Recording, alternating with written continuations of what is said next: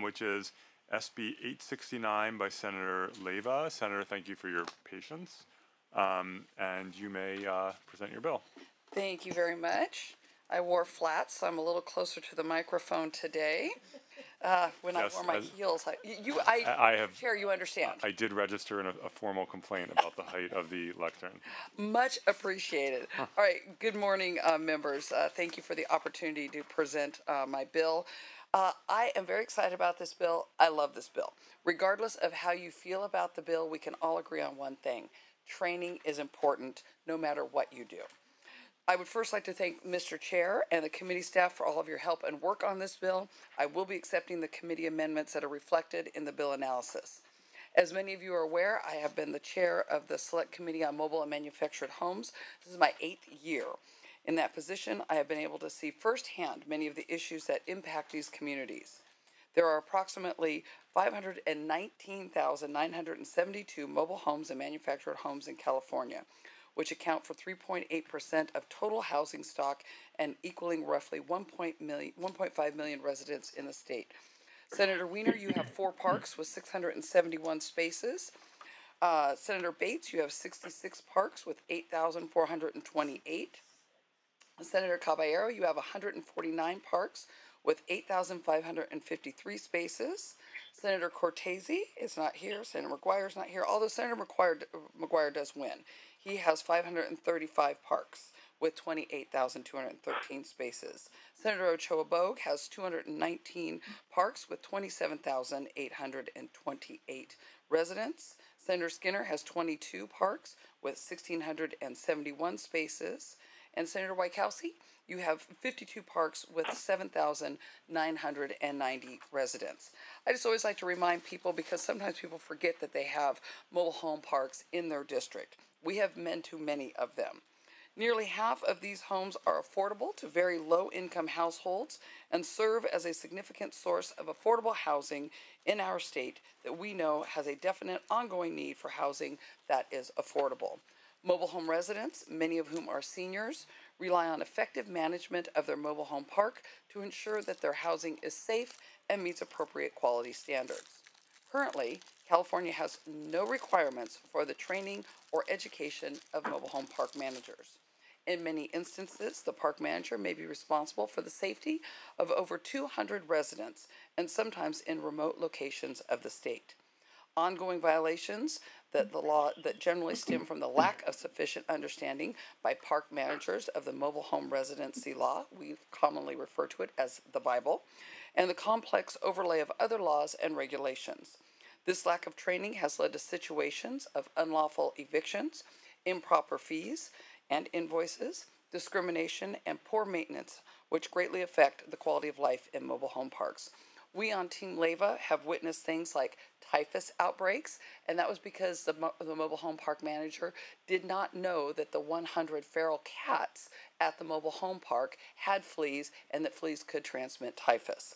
They did not know who to call or what to do in that situation, so they called us. Training would have helped. Sewage overflowing at these parks on a regular basis. Park managers don't know what to do, and they've called our office. Electrical wires that are wrapped around and taped to trees and cause mobile home residents to actually have bursts of electricity and burn out all of their electric appliances. Again, the park manager had no idea what to do.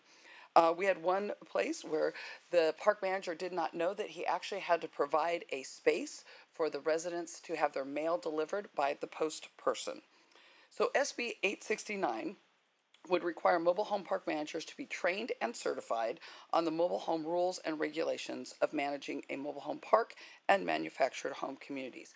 And I think it's very important to say this bill is actually asking for certification. We are not requiring licensure. I would love to have these mobile home park managers licensed, but we think that this is a more measured approach. The Department of Housing and Community Development, HCD, in consultation with the Department of Consumer Affairs, would be responsible for developing the training and enforcing the certification requirements.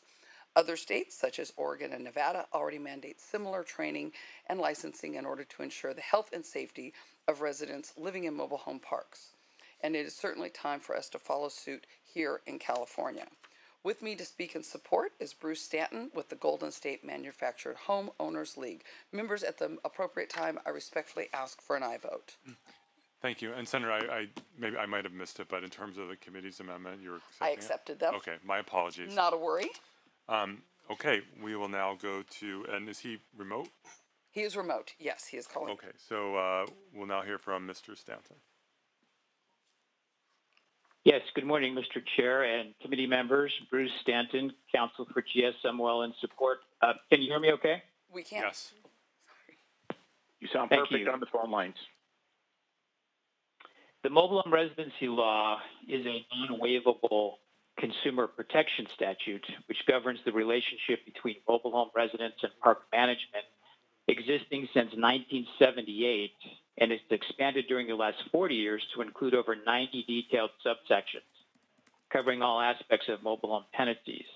The Senate Select Committee's MRL publication alone contains 34 pages of statutory text, and there are many other provisions of law governing mobile home parks in both the Health and Safety Code and Title 25 of the Code of Regulations.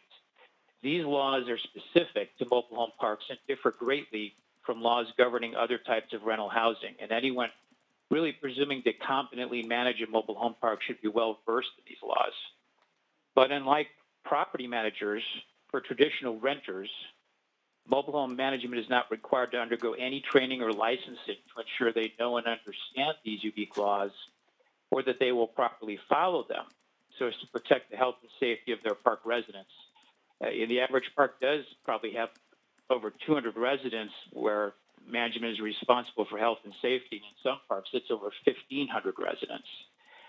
GSMOL has received hundreds of complaints over many years where park management either doesn't know the applicable laws, doesn't care whether they're followed, or simply flaunts them.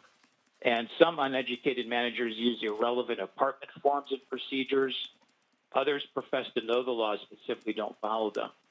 In one case, management sent a letter to their residents stating, quote, "If you choose to not follow our rules and regulations, we will evict your dumb asses," unquote. This type of conduct really reflects a total lack of training, is abusive, and requires immediate attention of policymakers. And we thank Senator Leyva for her leadership and ask for your aye vote. Thank you. Thank you very much. We will now go, is there any additional public testimony here in the hearing room in support? Seeing none, we'll go to the phone lines. Will the moderator please queue up any supportive testimony? Again, please just state your name, your affiliation, if any, and the fact of your support. Thank you. If you would like to testify in support of this bill, please press 1-0 at this time. 1-0 to testify in support. And Mr. Chair, we'll go to line 26. Please go ahead. 26, you took yourself out of queue. Please press 1-0 again.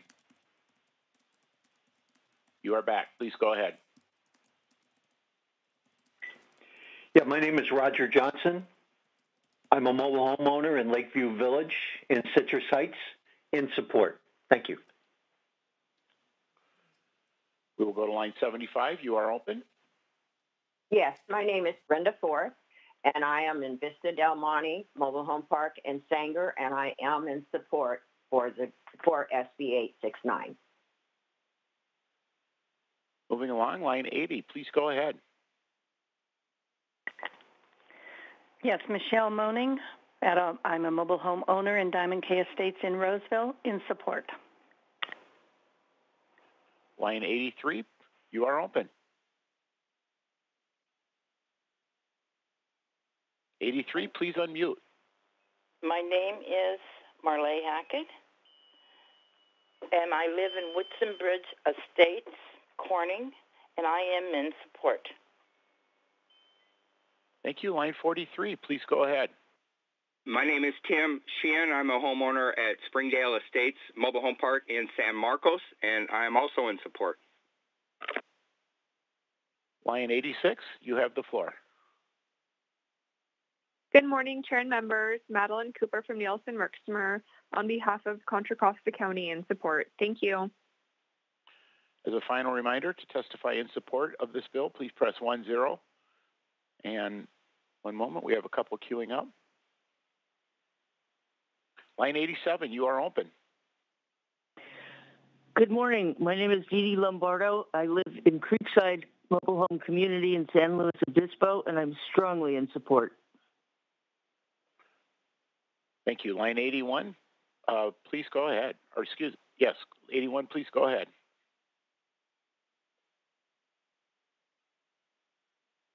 '81, please unmute. Yes. My name is Julie M. Shear, S-H-E-A-R. I live in the Il Sorrento Senior Mobile Home Park in Moreno Valley, and I am in support. Mr. Chair, we have exhausted the queue.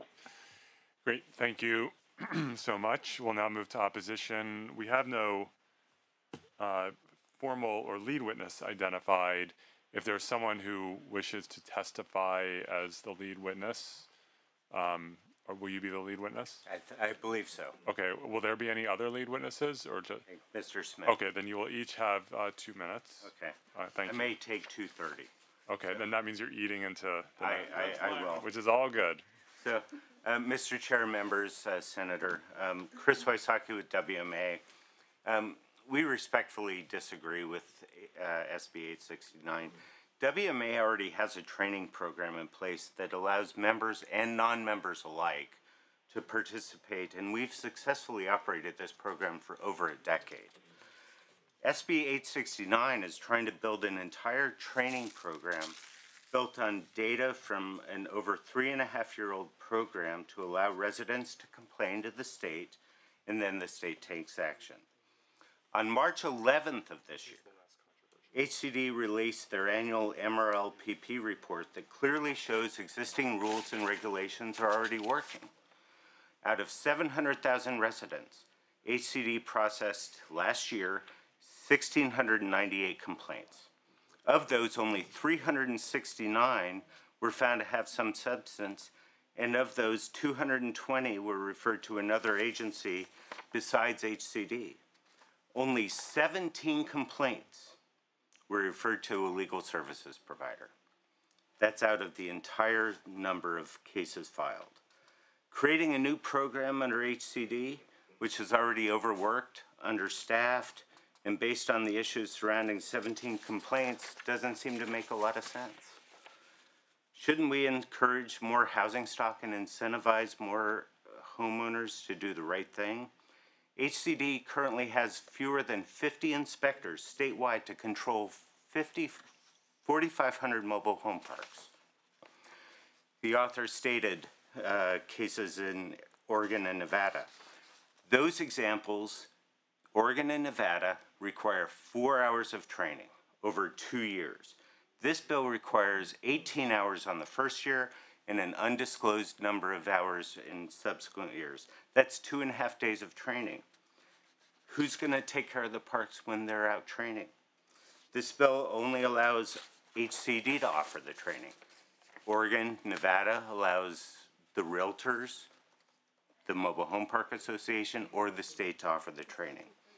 The data shows MLRPP program is working. We also noticed in this bill that 1/3 of the parks in the state aren't even covered under the bill, because if you're under 40 units, you don't have to have an on-site person. So for these reasons and other reasons listed in our letter, we oppose. Thank you. Thank you very much. You have 1:15. No problem, Mr. Chair. Members, Trent Smith on behalf of the California Mobile Home Park Owners Alliance. We are also opposed for many of the reasons put forward by my colleague at WMA. The only thing I would just like to add, and I think it became evident with Mr. Wykowski's bill, when you're talking about neighbors, who, and especially in a mobile home park, who live in close proximity, there are bound to be disputes. And as a manager, you are the referee. And so you're always going to make one party unhappy. One neighbor complains about the other not doing something. If you take action, you're making that one neighbor unhappy. And these are the types of disputes that often arise and lead to complaints that maybe the Mobile Home Select Committee receive. But as you've heard from the statistics that have been put forward from HCD, most of them do not rise to the level that they need enforcement action. and we think therefore this program is unwarranted and unneeded. Thank you. Great, thank you so much. Is there any additional opposition testimony here in the hearing room? Okay, seeing none, we'll go to the phone lines. So will the moderator please queue up any opponents to SB 869 and please state your name, your affiliation, if any, and the fact of your opposition. Thank you, Mr. Chair. If you would like to express opposition to SB 869, please press 10 at this time. Again, to testify in opposition to SB 869, please press 10. Mr. Chair, nobody is queuing up. Okay, great. We will now bring back to the committee. Colleagues, any questions or comments? Senator Wachowski.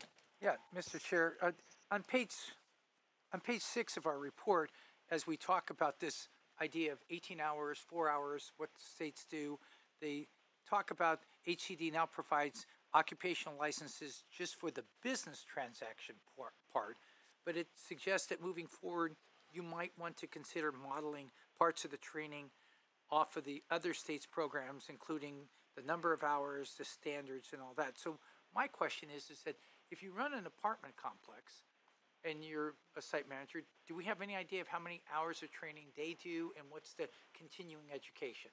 That is a great question, Senator Wachowski. I have no idea. I'm the chair of the Select Committee on Mobile and Manufactured Homes. I don't know what they do in apartment complexes, so I don't know. Okay, just because they sort of do the same thing of manage. There may be a different area of law, but sort of what the world is. This idea, when the federal government changed the bankruptcy laws, you had to do counseling. And a lot of small individual people did education counseling, financial counseling in order to get their discharge in bankruptcy. The courts allowed private entities, and there's a batch of them, that do it, that they set the standards, and then these other folks do it. This bill says everything's in-house with HCD, although other states do that. Do you see any benefit of allowing independent education groups to do this training and certification? There could be. We chose HCD because this is a California law. They are the ones that have direct oversight of the mobile home parks. So it seems that they would be the ones that know what's happening and would be the right entities to be in charge of this. Could a private entity do it? Possibly. Yeah. I know I'm always worried about creating little cottage industries where they might pop up and charge a different amount. They may not be in tune to what HCD is doing exactly. So I think HCD is the appropriate organization. Yeah. Or no, I mean they would set the standards and what the curriculum would be. What we found is that some people have language issues. Some people are physical learners or visual learners versus sitting on the computer. There's a whole batch of people that go in there. So by creating a cottage industry or allowing people to do that, you get that certificate that you want, but you respond to what that manager is doing. So those are just my comments. I know that you're going to continue to work on that and the hours and those issues. Yes. Great, thank you very much. Any other questions or comments? Senator Ochoa-Bogue. I do. I believe is there someone here from the apartment industry that could answer that question, if possible? Sure. We don't typically have people, but if there's a question. I'm just kind of curious because I was actually also thinking about whether or not, just for comparison purpose, your question basically is what I'm just trying to get more information as to the balance of the number of hours required.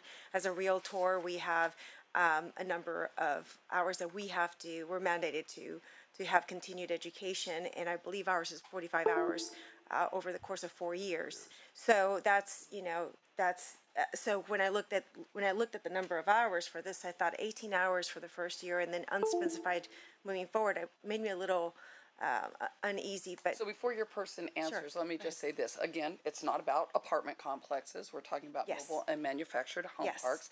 As a realtor, I believe you have probably had a little more training than a park manager.